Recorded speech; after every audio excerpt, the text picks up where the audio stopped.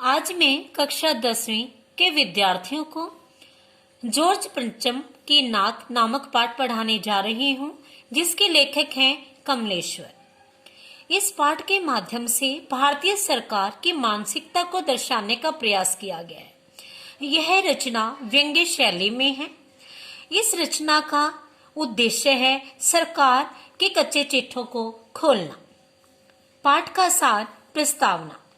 प्रस्तुत कहानी उस समय की कहानी है जब भारतीय सरकार की मानसिकता को व्यक्त किया गया कि वह दूसरों के सम्मान के लिए अपने सम्मान को खो बैठी।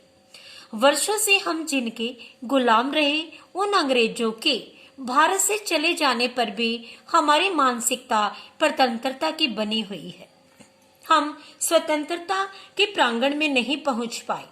ब्रिटेन की ठसक इतनी है, चमक इतनी है, प्रभाव इतना है कि वहां की रानी एलिजाबेथ के भारत आने पर अपने कामकाज को छोड़कर उनके आगमन की तैयारी और स्वागत में संपूर्ण हमारी भारतीय सरकार अर्थात तंत्र लग जाता है।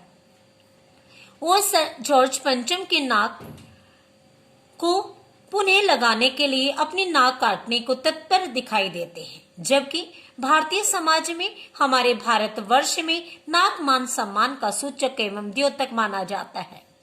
इस प्रकार यह व्यंग्य प्रधान कहानी है। दूसरा पड़ाव है। पाठ के चरण को शुरू करते हैं।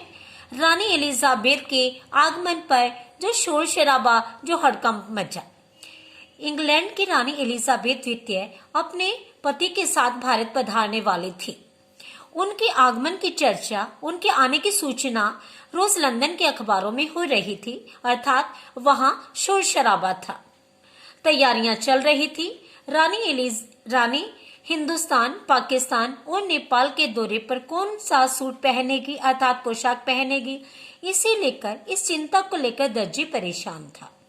उनके आने से पहले रानी के सेक्रेटरी आदि सुरक्षा की दृष्टि से दौरा कर लेना चाहते थे, जिससे रानी को किसी प्रकार की दुविधा का सामना ना हो।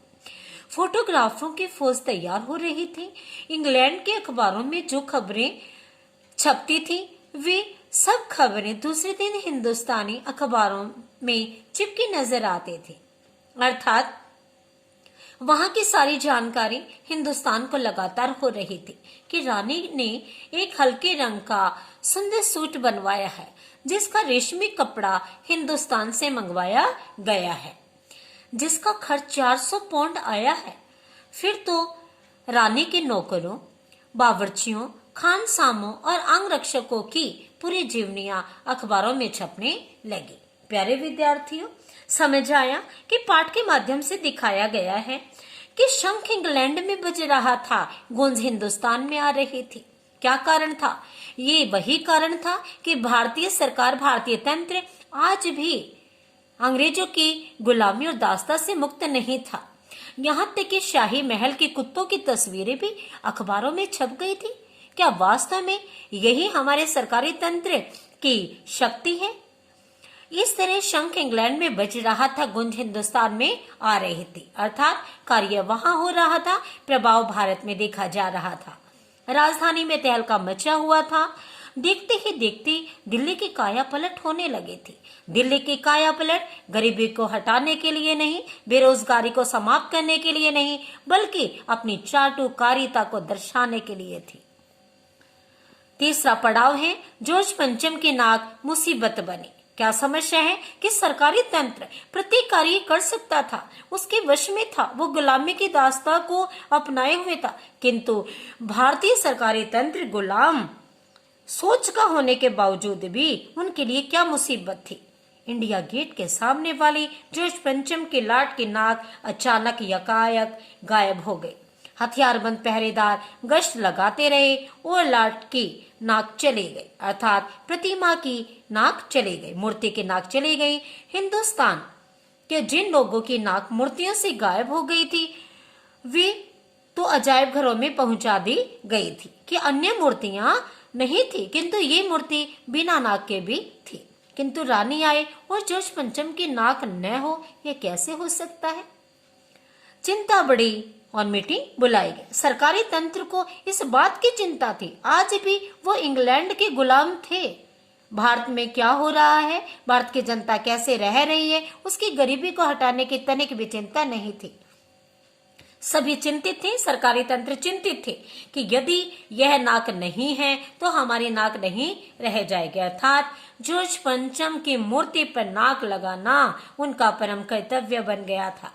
मीटिंग में, सभा में हुए निर्णय के अनुसार एक मूर्तिकार को दिल्ली में हाजिर होने के लिए हुक्म दिया गया।